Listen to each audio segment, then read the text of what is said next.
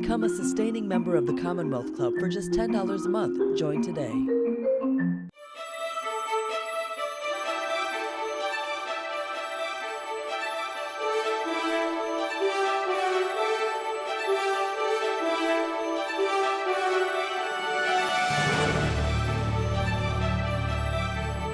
Hello, and welcome to today's virtual Commonwealth Club program. My name is Kirk Hansen. I'm Senior Fellow at the Markkula Center for Applied Ethics at Santa Clara University and an Emeritus faculty member at Stanford Graduate School of Business. I'm also a member of the Commonwealth Club's Silicon Valley Advisory Board and will be your moderator for today's session. As the club continues to host virtual events, we're grateful for the continued support of our members and donors. Visit www.commonwealthclub.org to learn more about the membership or support the club right now with a tax-deductible gift by clicking the blue donate button on your screen. Just a reminder, if you have a question for today's guest, please submit those in the chat box. Now, it's my pleasure to welcome to the Commonwealth Club again, Cass Sunstein, the Robert Walmsley University professor at Harvard University and author of Liars, Falsehoods and Free Speech in an Age of Deception. Cass is a noted legal and public policy expert, the author of many books on public policy, and served as the administrator of the White House Office of Information and Regulatory Affairs in the Obama administration. Later, he worked on the President's Review Board on Intelligence and Communication and Technologies and on the Pentagon's Defense Innovation Board. Cass has very recently joined the Department of Homeland Security as the senior counselor focused on immigration policy. We are not able to talk about that today. We understand, Cass. We're getting a late start today because Professor Sunstein was called into a meeting in Homeland Security at the last minute. So thank you for still fitting this in, Cass. I'm delighted to be hosting this and asking questions of you. I want to state at the outset, I'm not a lawyer, and so I will learn about your observations about how the law deals with the issues you discuss in the book, just like many of our viewers and listeners will be looking at. I'd like to start with a general question. Your book is a plea for greater freedom to regulate lies, untruths in free speech, and for stronger action by private parties, including Facebook, YouTube, Twitter. I think you've been a consultant to Facebook in the past. Why is this a different time? Let's start there. Why do you think, from your public policy sense, why is this a different time to be concerned about truth and lies?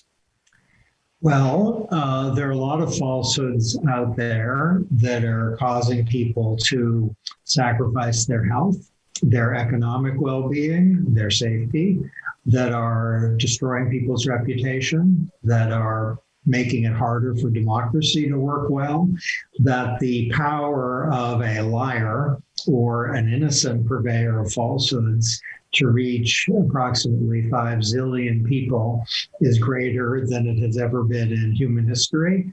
And that is sometimes entertaining. You can say the moon is made out of Swiss cheese. That's not that entertaining, but it's mildly entertaining. It's not dangerous.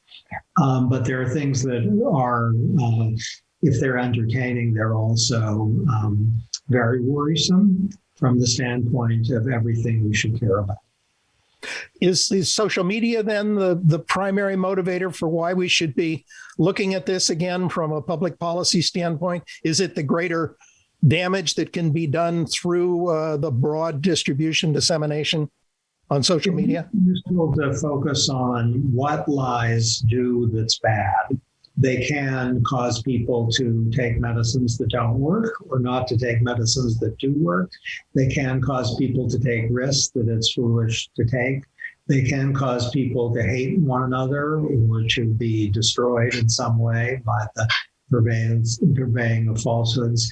And the vehicle that is responsible for these terrible things, it could be a newspaper, it could be a website, it could be a social media platform.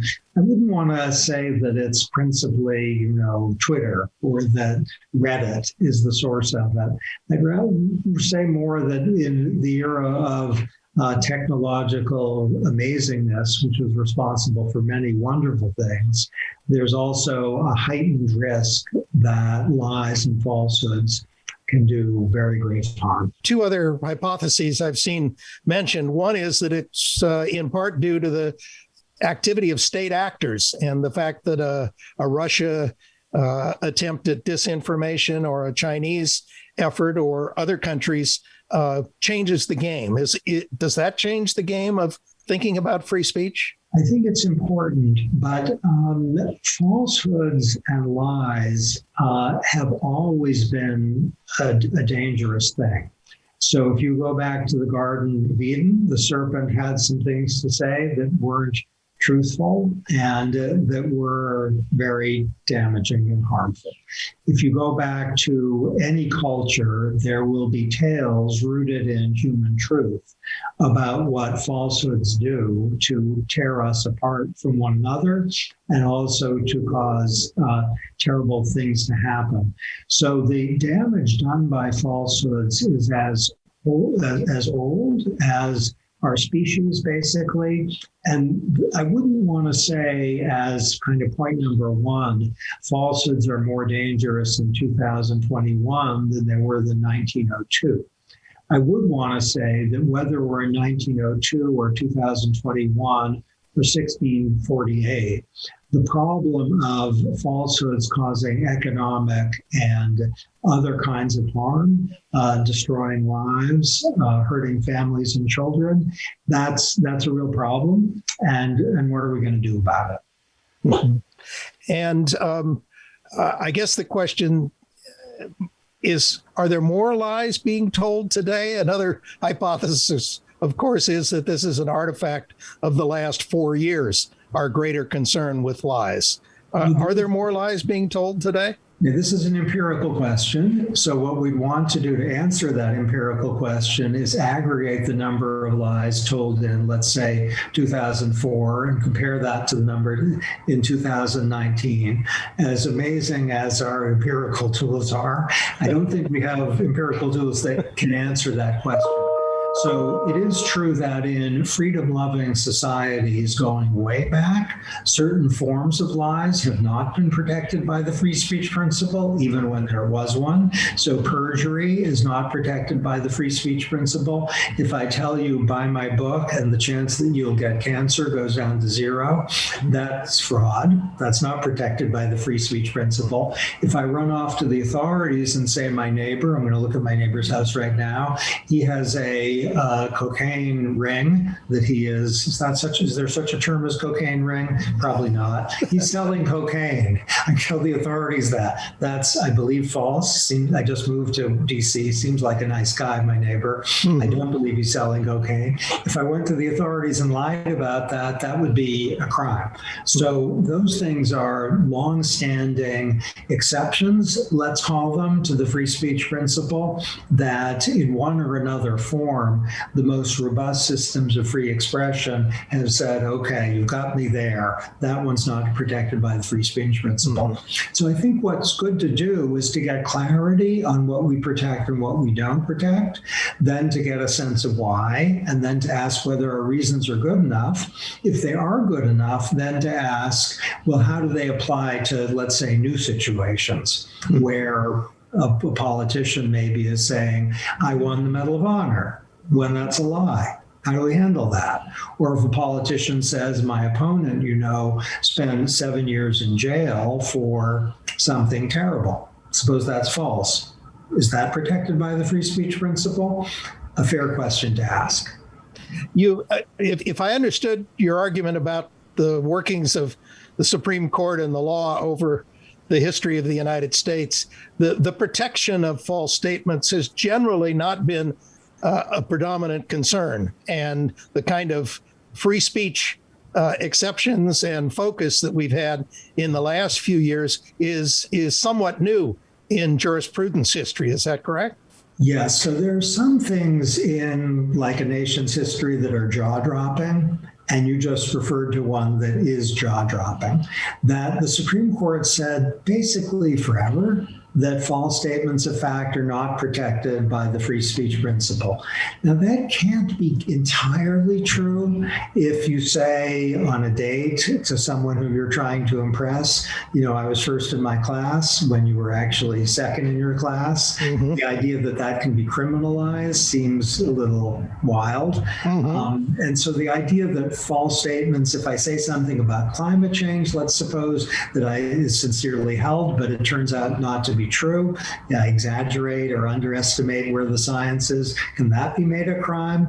Let's hope and maybe pray not. So the idea that false statements of fact are not protected by the free speech principle, that could never have been entirely true. So it was itself a false statement. So now we're getting a little metaphysical here. But the Supreme Court said it many, many times. It wasn't until 1964 that the Supreme Court used the free speech principle, and this is, I think, jaw-dropping, as a kind of battering ram against the longstanding law of libel. And what the Supreme Court said in 1964 is, if you're talking about public figures, it could be a national leader, it could be a singer, it could be Taylor Swift, it could be an actor, it could be Connie Britton, the great star of Friday Night Lights and many other shows. If you say something that is false about them, you're protected by the free speech principle unless you knew you were lying. But if you said something terrible, let's say, about Taylor Swift or Connie Britton or about a senator, that's protected by the free speech principle. And that hadn't been thought to be true until 1964. Now, the protection isn't absolute, but it's very, very broad. And a lot of people have been recently troubled by that, where you lie about someone famous, and that person can't do anything about it, which is bad for the famous person, and that is a harm. But it's also bad for the rest of us who may end up thinking that our mayor or our governor or someone we might vote for is basically a horror show, when that's not true. They're perfectly good. And what was said was, let's say, not knowingly false, but it sure was false. Mm-hmm. And so we set that particular decision was New York Times versus Sullivan. Is that correct? Yeah, 1964. And it's become so iconic that to raise a question whether the court quite got it right is in a way like saying that, I don't know, apple pie isn't good or we ought to change the national anthem. It's really inappropriate to say that, but I'm saying it. It's not clear that the New York Times against Sullivan got it entirely right. So to simplify things, suppose someone says in a very public way something that is false about someone who's kind of famous. And let's suppose the person didn't know it was false, but made a damaging error. And suppose the person says, you know what, you ought to correct the record and you ought to pay me a nickel. Mm-hmm. In my view, the idea that the First Amendment prohibits the person who's been liable from saying, tell the public what you said wasn't true, if they can demonstrate it wasn't true, and pay me a nickel, basically just a symbolic punishment. Is that such a terrible thing for a system of free expression? That's not at all clear. Let me just say that as I read your book, my sense was this looked like a first draft of an amicus brief for the Supreme Court the next time they have to face one of these difficult cases in this space. Is that part of your thinking, is that there is a rethinking going on of this kind of concern? Yeah, I think 39 drafts of the book. So if it reads like the first draft of an amicus brief. Excuse me, the 39th draft of your amicus brief. 39. So I'm a lawyer, so I've worked on briefs in my career. This was more meant as just trying to figure stuff out, and not necessarily for lawyers and judges, but for all of us to figure out what our culture and system are like. But so we talked about New York Times against Sullivan, now let's jump forward to this century where in 2012, the example I gave of someone saying he won the Medal of Honor when he didn't, I didn't make that up. Someone who was running for office said, I won the Medal of Honor. And there's a law that says that's illegal. That's a crime. It's called stolen valor. The idea is you can't say you won the Congressional Medal of Honor. And the Supreme Court said that's protected by the free speech principle. I go back and forth between thinking to myself, the Supreme Court, it was reasonable, but probably wrong, and thinking it wasn't reasonable, it was crazy. But let's be in that kind of mood. The Supreme Court said a democracy can't protect itself against people falsely claiming that they won one of the nation's highest honors. The American people can't say, you are not allowed to lie that you won the Congressional Medal of Honor.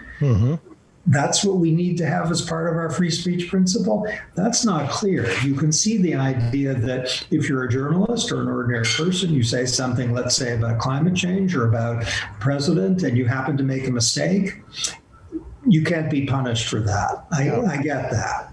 You need to make a lot of breathing space for innocent and even negligent errors.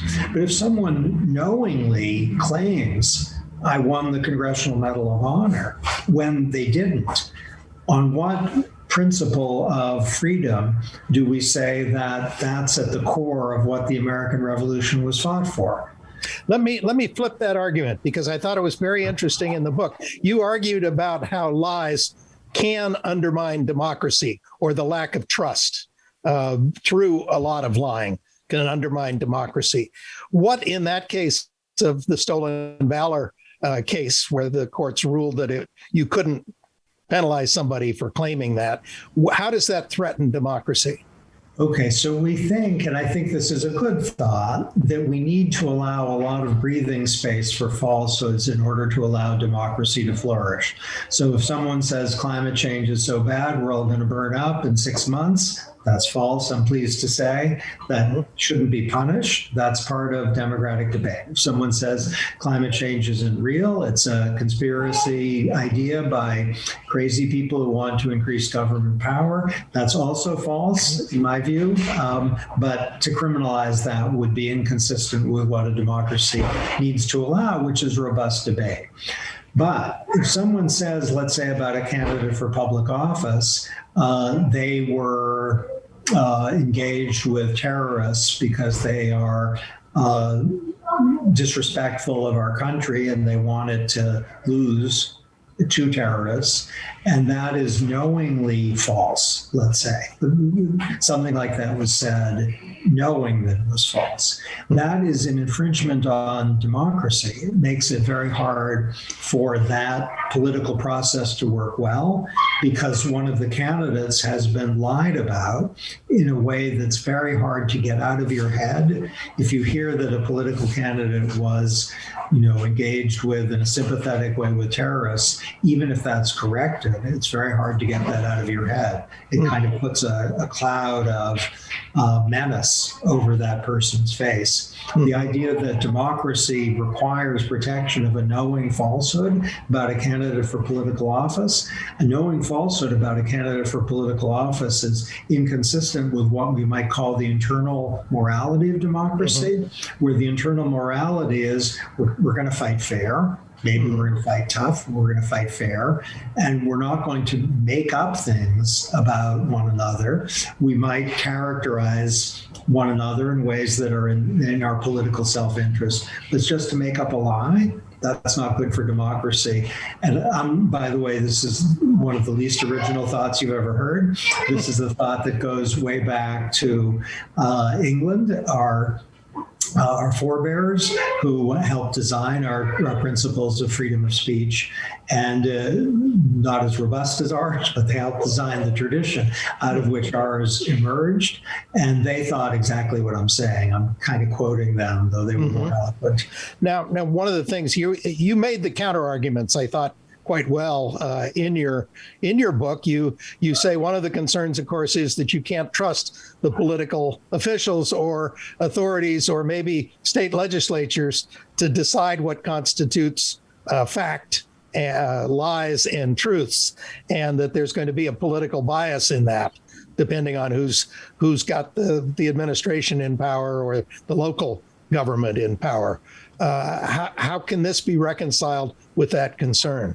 Okay, so I'll thank you for that question, and I'll give you a confession, which is that when I started the book, I wanted it to be a manifesto about the need to allow democracies and private institutions like Facebook and Twitter to act much more aggressively to protect this nation and other nations against the baleful and sometimes devastating harms of falsehoods and lies. So it was going to be a manifesto. And as I started writing it, I was talking to a university press, Oxford Press, and a commercial press, which shall not go named. And the commercial press said, we love the manifesto idea. And Oxford University Press, the academic press, said, we want you to write the book that you think is the best book. And the commercial press offered, lots of bookstores and more publicity than an academic press can offer. They offer bookstores and plenty of publicity, but commercial press is an engine on that count. But the more I thought about it, the more the idea of a manifesto just seemed false, and that would be ironic for a book which is about truth and falsehood. That to trust government generally to be right about what's true is to run up against at least 20th century and 19th and 18th century too lessons where government will often have its own motives or its own beliefs, which can't be trusted. So the fear of the truth police, George Orwell's maybe largest enduring lesson, the fear or Chinese or Myanmar or whatever authoritarian government you might want to cite today. Completely. So there are examples all over the world of governments, communist governments, other governments that don't respect freedom, invoking the idea of lies and falsity as a reason not to prevent lies and falsities, but to protect their own power. And that lesson kind of got firmer and firmer in my head as I did the book. So the book became, against my wishes in some ways, a maybe 21st century restatement of John Stuart Mill's emphatic plea for allowing freedom of speech, even in situations in which said is not true. And Mill had a lot of things to say that I think we should recognize and maybe deepen the foundations of today about how if you hear something that's false, then what you yourself believe will become not a dead dogma, but a living truth. If you hear something that's false, you learn about what your fellow citizens say. That's really important. If you hear things that are false, you won't give them the kind of magnetic attraction that they get if they were censored. You expose them to the light and they might evaporate. So those things are essential truths for nations to embrace and make new on their own.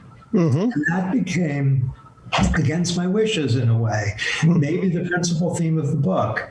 And yet, what I originally wanted to write, which was a manifesto, that became the kind of counterpoint of the book, saying that, look, if on Facebook someone says, please don't get vaccinated, the vaccines will give you a heart attack. Does Facebook have to allow that? Absolutely not. If someone says on Twitter, you better vote between the hours of 11 a.m. and 1 p.m. because the polls are going to close at 1 p.m., and that's false. Does Twitter have to allow that?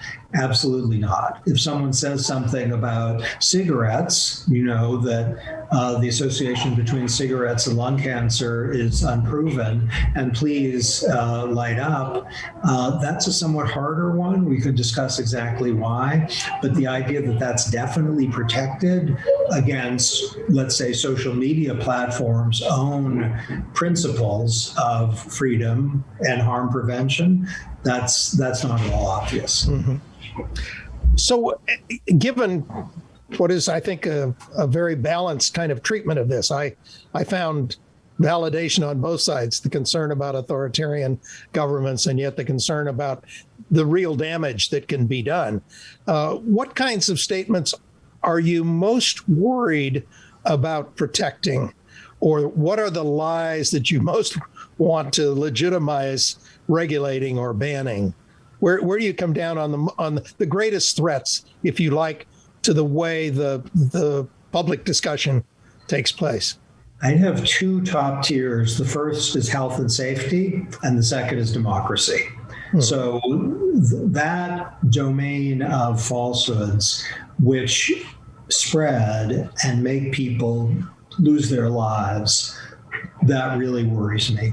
And Facebook has, I'm not going to get the, as of now, terminology precisely right, but something like imminent risk to public health.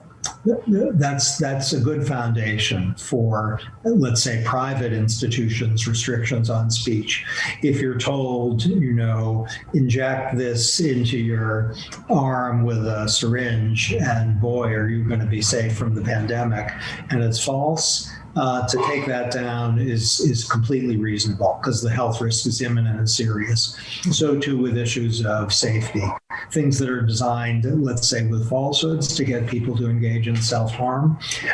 Mill's beautiful essay on liberty, it looks a little abstract and high-minded, where you're thinking of, let's say, someone who maybe their life is at risk. Yes. So health and safety I put right at the top, but I think Facebook and Twitter need to think a lot more and a lot better, though they've made a lot of progress over the last years, about protection of health and safety. Also, governments need to do exactly the same, and it might be that the censor or not question is so 20th century. And the 21st century question is, what kind of freedom-preserving tools might we have that can also at least achieve some of the health or safety goals? So for some things, what might be said is not they have to take it down, but they have to have a label that says it's false, or that they have to reduce circulation, as some social media platforms do for falsehoods, rather than taking it down. Just doesn't show up so much on people's news feeds.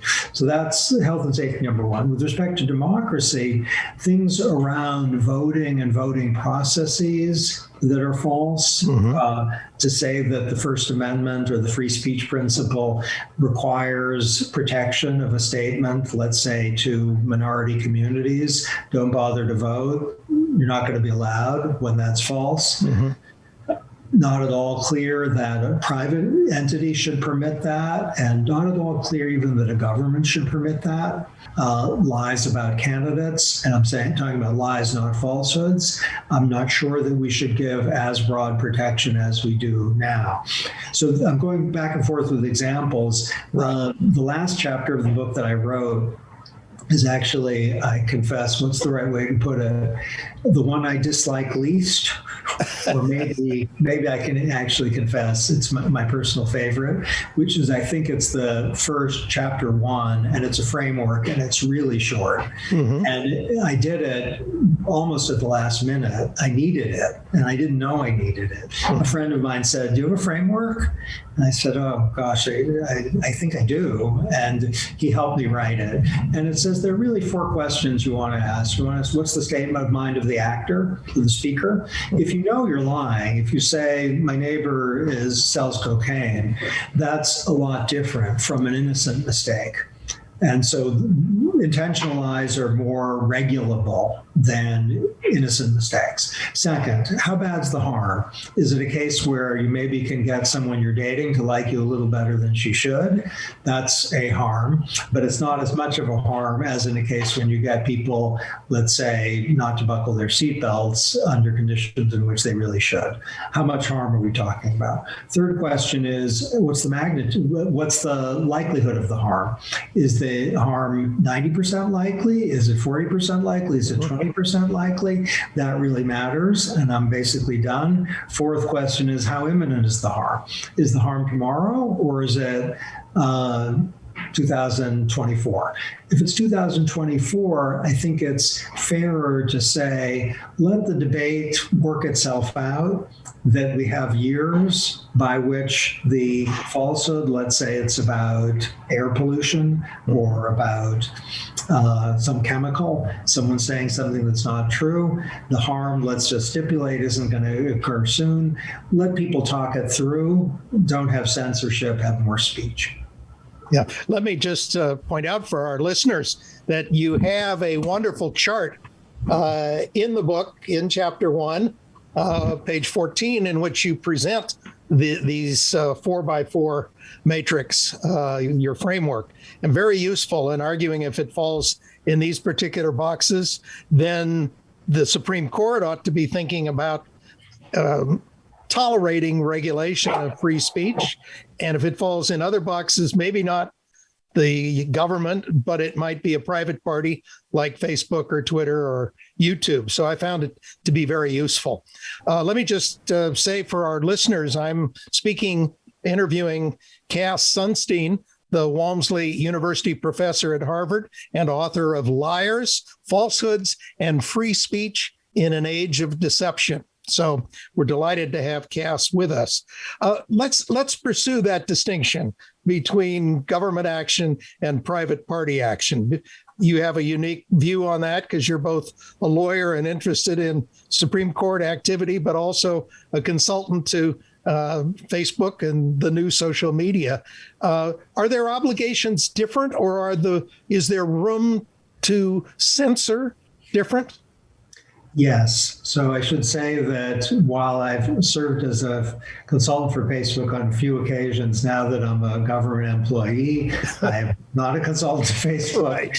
And I'm actually pretty hard on Facebook in some ways, though I certainly respect particularly their efforts in recent years to do better than they've done before.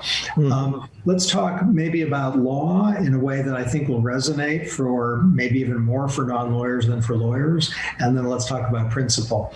So the Constitution applies to the government and it doesn't apply to private entities. So if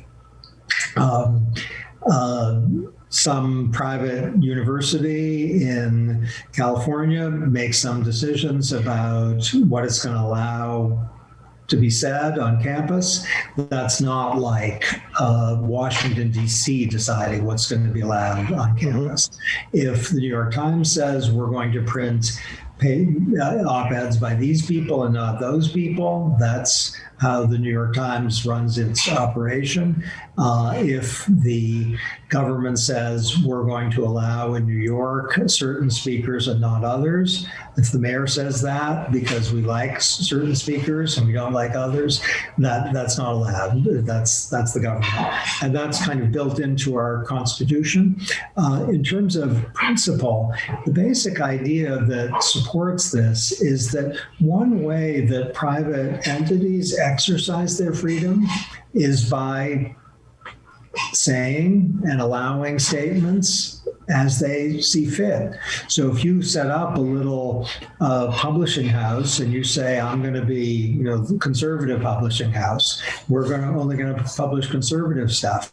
That's how you exercise your freedom. If you create a university, let's say a private university that's a religious university of an identifiable kind, and that's what you're inculcating, that's how freedom is exercised. And my dog really appreciates that and is barking with enthusiasm about that proposition. He was objecting to that point. Maybe he was objecting. Maybe my dog didn't like that idea. Okay, but if you shift from, let's say, small private entities to media providers, it gets a little bit harder. So some people are nervous about the idea that, let's say, Facebook or Twitter gets a lot of freedom to decide what they're going to allow on their platform. And I think that nervousness is understandable, meaning Facebook isn't like a small college or a little club. It's big and it's really important. And the same is true of Twitter. So to say they should be more respectful of diversity and liberty to go in all sorts of directions than, let's say, a little club, that makes complete sense. Still, Facebook isn't the government.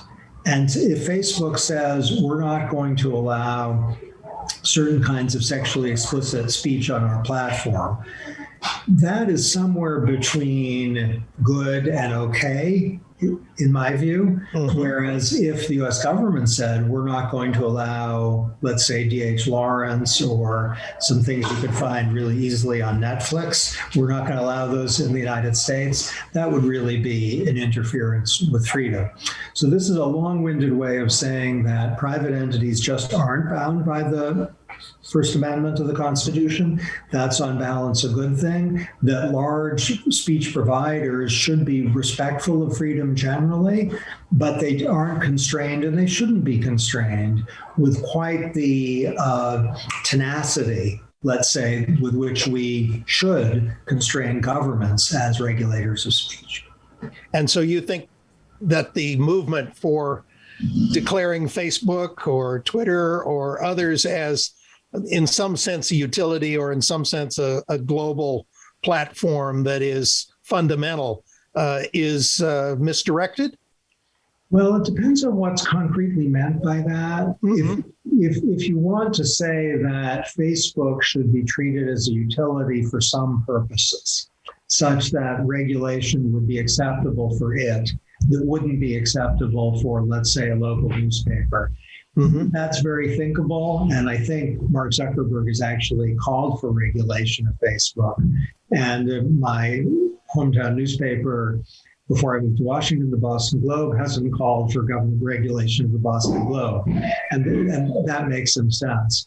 But to say that Facebook should be subject to the same strictures with respect to speech that the US government is subject to, I think that wouldn't make any sense. That if there are some kinds of, let's say, falsehoods or bullying or personal attacks that occur on Facebook's platform, it's legitimate for Facebook to say, we don't allow that here. Whereas it wouldn't be legitimate for, let's say, the state of California to say, we wouldn't allow that here. There are some forms of bullying and ugly speech that are part of a system of free expression, and the best response is not censorship or punishment, but social norms and opprobrium. So all that makes sense. But Facebook and Twitter, I think, legitimately can say, look, we're a private platform. You bully people on our platform. We're going to stop that bullying. And if you keep at it, then you're going to have to go to some other platform. Are you arguing that, I'm thinking of the debate over Provision 530 currently, and exempting platforms from any liability for the speech that occurs there, that there is some middle ground between the multi-platforms that don't have the power and the scale that Facebook and Twitter and YouTube may have, but that for the YouTubes and the Facebooks and Twitters, some kind of regulation is legitimate, as well as some type of greater expectation of, if you like, ethical behavior or guidance or regulation by the entity itself of speech. Yes, exactly. So there's a provision of federal law that helped launch the internet as we know it, that gave providers of various things, including social media platforms, a degree of immunity that a newspaper or a magazine wouldn't have. Mm-hmm. And the basic idea was, I'm going to simplify, but if you're running a large social media platform, you wouldn't be subject to the same restrictions that, let's say, a newspaper would be, partly because if you were, you'd be cabined and restricted because the number of things that are said on your platform is just so large that if you're subjected to a risk of zillions of dollars of liability, you're just going to shut things off or maybe shut yourself down. That's a crude version of the argument. I think we've learned that now to say that Facebook isn't liable for, let's say, libel, when the libel is drawn to Facebook's attention, that's probably too protective of the platform. So let's say there is on Facebook libel a statement about you or your best friend, and you or your best friend draw this to Facebook's attention and say, look, this is libelous. And Facebook says, so sorry, too bad, we're busy. Facebook is on notice in the case I gave. Yeah. And Facebook doesn't take it down, having been given notice. It's not at all clear it should be free from liability. It's not at all clear that that's in the national interest. Now, Facebook, I think, would be worried and legitimately that anyone can cry libel. So you need some sort of demonstration that there was libel.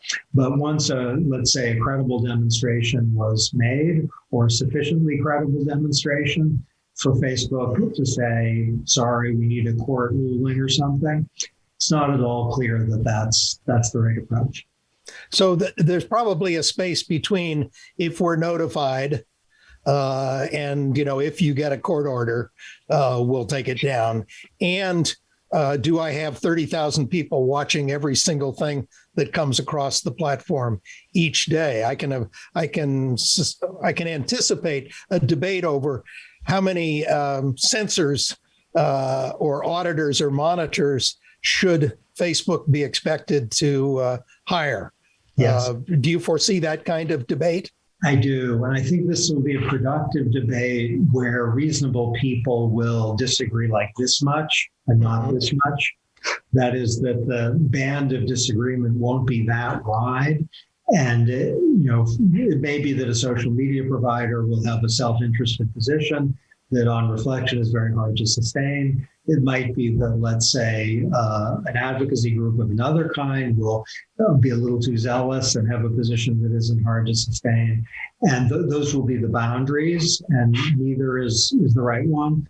And then we'll be looking here. And anywhere maybe in here is a better place than blanket immunity, which is basically where we are now. Mm-hmm. Well, there's a question a couple of people have asked about, what else would you have these platforms do at this point? Do you have a prescription if you were back in the consulting role? What would you have these platforms do? I do. I think that the focus on damaging falsehoods, which is part of where Facebook and Twitter have gone, is the right one. And that the degree of remedy for damaging falsehoods is too infrequent and too weak compared to where they will end up being, I believe, in a year or two, with respect to health and safety in particular. So the idea of focusing on harm is the right thing to do. Mm-hmm. To say imminent harm is a requirement isn't clearly right. So if you know harm will happen, let's say in a month, is that not controllable if, let's say, it's a knowing falsehood? Though if you knew it would happen in a day, it would be controllable. Facebook relatively recently has said that certain kinds of deepfakes will be taken down, where if there's manipulated media using certain kinds of technology, let's say display a neighbor as doing something horrible, that will be taken down. But if it's not that technology, but it's some sort of more primitive, like 2012 rather than 2021 technology, they won't take it down, like the Nancy Pelosi video. Yeah. I don't think that's the right line. The technology in my view, shouldn't be decisive. And when I last checked Facebook's prohibition, it was if you show someone doing something that they didn't do with the new technology, it will be taken down. I think that's good. But what if they show someone saying something that they never said? In the recent Facebook standards didn't take that down. And the difference between doing and saying, it seems to me that's very hard to sustain. So if you use technology to show someone saying something that's, let's say, horrific, and it's very credible because it's a technology that can make that look credible, that, in my view, should be taken down also. It's a lie. Just a note for our listeners, you deal very carefully with the question of deep fakes and doctored videos in your book. So it's a particularly enlightening kind of discussion, the problem of how to deal with those. Now, with the government, the Supreme Court can step in and say, you've overstepped your bounds one way or another, if you're a state government or federal or whatever. With social media companies, if they don't hold to a standard, if a major platform like this doesn't hold to a standard that helps solve the problem of deep fakes or the problem of untruths, what accountability can we have as a society over these big platforms?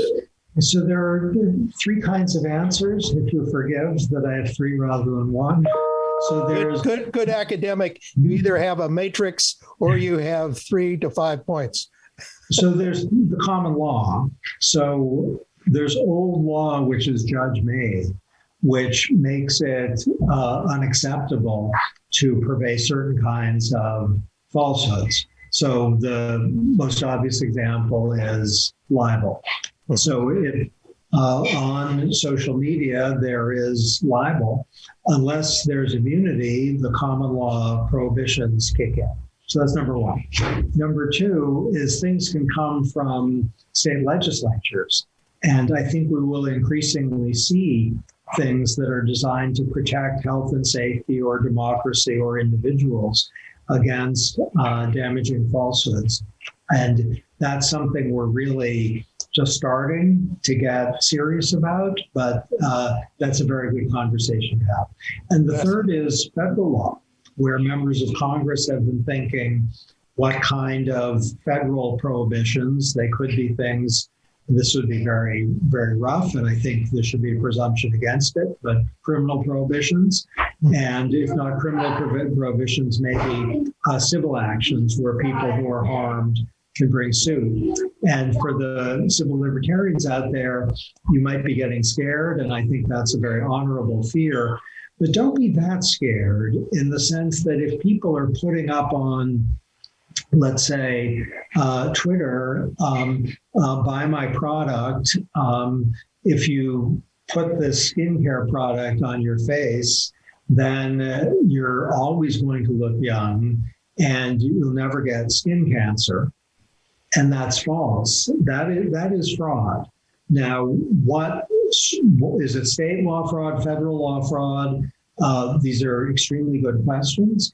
To say that there should be state and federal prohibitions through the law of fraud against that kind of thing, that has a long and honorable history to it. Mm-hmm.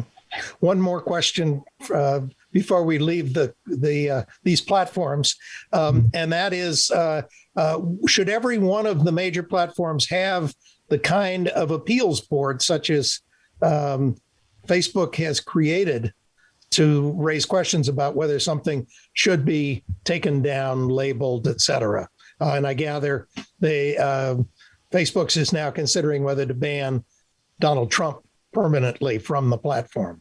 It's a really good question. I taught at the University of Chicago for a long time, and one thing you had to say every morning and every night at the University of Chicago is one size does not fit all. Mm-hmm. University of Chicago is very free market oriented. So I wouldn't want to say that every social media provider should have an entity like what Facebook has.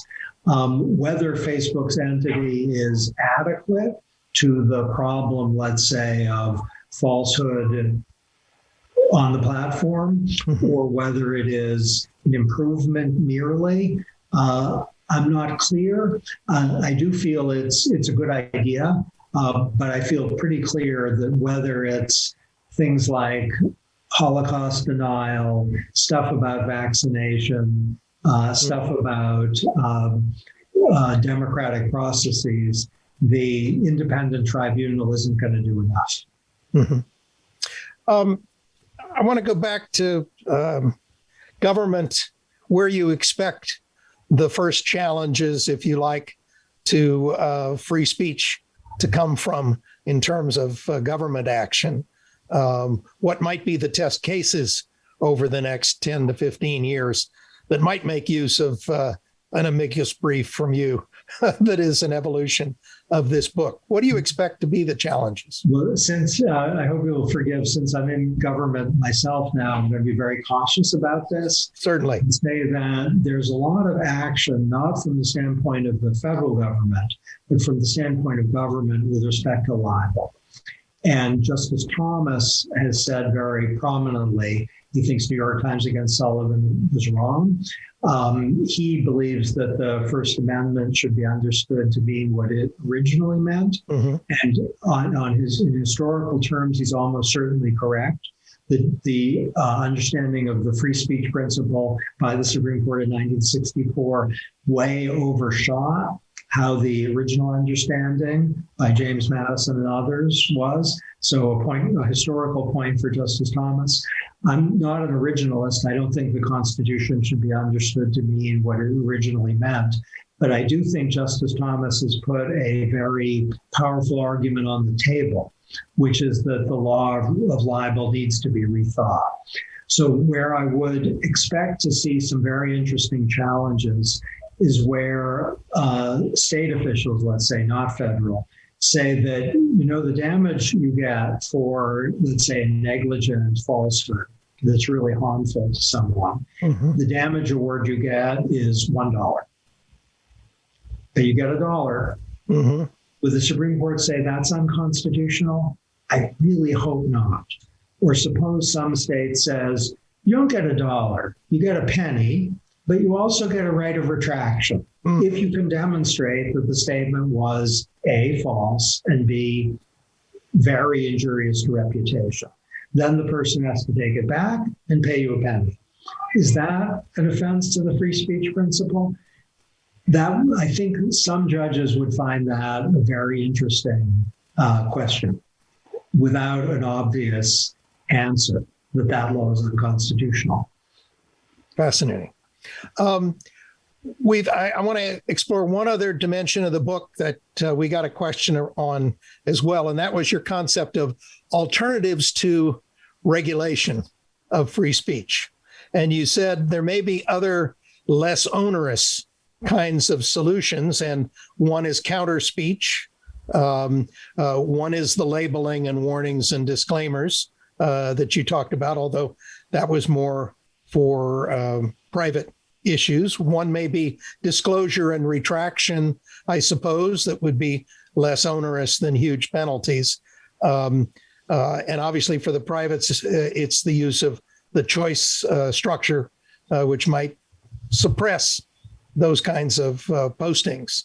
Are there enough, if you like, measures short of banning certain aspects of free speech that we can rely on in enough cases? We're going to get there. So this is one of the most exciting things, I think, in the history of the practice of free expression, and it's really recent. Mm-hmm. So what governments haven't been able to think about is instead of censoring or requiring people to pay money, just require a warning accompanying the statement saying this is false, or require a diminution in, let's say, circulation of the thing. How can you even think about that in 1950? Yeah. Very hard. But today it's really easy. You can think on Facebook that the news feed just isn't going to have this very much available to people. They can find it, but it's not going to just show up.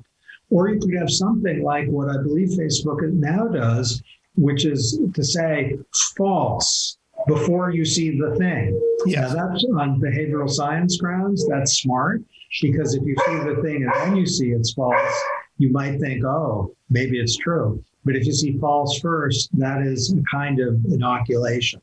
That's a really good thing to do. Or you could do some things like what some social media providers are doing, which is providing like truthful information very vividly right at the top.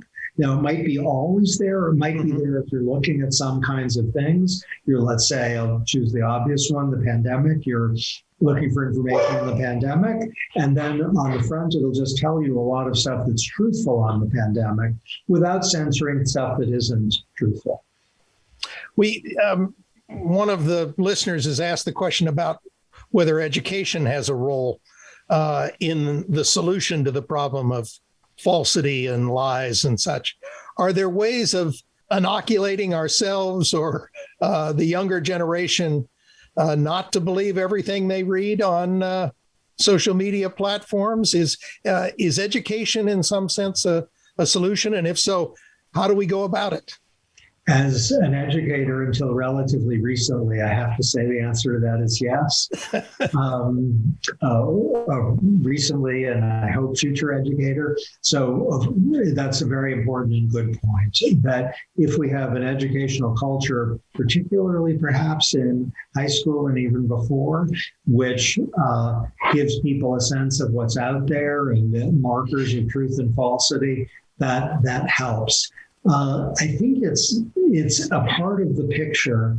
It's not the picture. And I'll give you some data that helps explain why. If someone says, something terrible, let's say about a politician, and then follows the statement with the following sentence, that was false. Mm-hmm. People will remember, even weeks and months later, that the false statement, and in part of their mind, they'll wonder whether it was true. Huh. It's called truth bias. Mm-hmm. And it means that if we hear something false, even if we're told in real time that it's false, in part of our minds we'll think of it as maybe or even probably. And that suggests that liars can be very successful, even if their lies are corrected, which suggests a cautionary note about my point about the less restrictive remedies. And it certainly is a cautionary note about education. Even, I'll give you an example. It's a little political, so forgive. All the talk about Secretary Clinton's emails were, in a way, more effective than they should have been, because people who believed the story about her emails was false, many of them, even they, in some part of their minds, were thinking, what about those emails? So some part of their head was infected by what I'm going to claim. I believe it, but the fact that I believe it is neither here or there, was infected by a claim that was either false or much more accusatory than reality warranted. Mm-hmm. So you've had quite a commitment to behavioral science as it reflects on both law, economics, and so on. A couple of questions regarding the problem of echo chambers and tribal sources of information and so on. Are there particular ways we might think about the falsehoods that spread within echo chambers? Completely. So some social media platforms have given mounting attention to the problem of demonstrable misinformation. And that's good, while neglecting the problem of the echo chamber. There are, of course, overlapping problems, but they're not the same. If you live in let's say, a communications universe where you're just constantly told various opinions, not facts, various opinions, mm-hmm. You'll probably get really confident and really charged up. And that might not be warranted, because if you heard the diversity of things out there, you'd be more humble and maybe more respectful of people who don't think as you do. Mm-hmm. That kind of confident charged upness can, in worst cases, cause violence. And in cases that aren't as bad as that, cause a terrible failure of mutual understanding. And the echo chamber problem, where people are sorting themselves into communities like-minded others, that needs to be addressed. And to see an architecture online that algorithms people, I'm using algorithm as a verb here, that algorithms people into a little information cocoon or a community of you and you and you, when all the yous are similar, that's a problem. It's a problem for the individual, and it's a social problem. A couple of final questions. One is misinformation and lying something that will always be with us, or is there a battle that somehow we can win here? Or will there be the next generation of deep fakes and the next generation of evil people who deliberately tell lies? Is this an escalation kind of problem fighting the next weapons system, such as we had during the Cold War? Or is this something we can really make headway against? There's a great psychologist named Amos Tversky who said, I'm an optimist. And the reason I'm an optimist is it's rational to be optimistic, because if you're a pessimist, you suffer twice. So I'm following Tversky, and I'm going to be an optimist here. We'll never drive, and we never should drive, the level of falsehoods or lies down to zero. My favorite Supreme Court Justice, Robert Jackson, said, compulsory unification of opinion achieves only the unanimity of the graveyard. That would be my nominee, by the way, for the greatest sentence any Supreme Court Justice ever wrote. And if we had no lies and no falsehoods, life would be, what's the right word? Not human. So lies and falsehoods are part of the human condition. And if you dislike lies and falsehoods really too much, you probably don't have a sense of humor. They're part of life. But we can do better battle against the harmful ones. And right now, with respect to social media platforms, we are doing better than we were even 2 or 3 years ago. And if we try 2 or 3 years from now, we'll be thinking, boy, in 2021, they were so far behind where we are now. If I can ask a last question, and it's raised here on the readers' questions, listeners' questions, but also I got the same question from 2 of my 3 children who are social scientists, which is about your earlier book, Nudge, with Dick Thaler. And the question is the basic principle in that book, which is now 12 years ago, that if we set up conditions of decision right, we're likely to get more socially positive outcomes. You made very broad assertions in the book that if I set up the conditions right, people will choose things right. Is that as broadly applicable? Do you think today the principle holds as broadly as you argued in that book? I think I have a fresh recollection because Thaler and I had just done the second edition of the book, so I've spent a lot of time with it between basically June 2020 and January 2021. And the claim of the book is that choices are made against an architecture. So if you go on a website, it will have an architecture. What's the font? What do you see first? What do you see last? Is there music? If you go into a grocery store, are there candies really visible? Is there bacon there? Or are there carrots and soup? And the architecture will nudge you. A car will have nudges that might go beep, beep, beep when you're about to hit the tree right behind you, or which might not, which might have certain signals if you're crossing a line on the highway or about to hit someone on the highway. That nudges are all around us. A GPS is a nudge. It preserves freedom of choice, but it steers you in the direction that you have said you want to go. A calorie label is a nudge. A warning, this product contains shrimp, that's a nudge. A automatic enrollment in a healthcare plan, that is a nudge.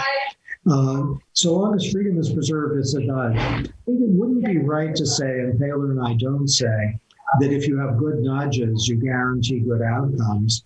People might be nudged to eat healthy, but decide, you know what, health isn't what I care about.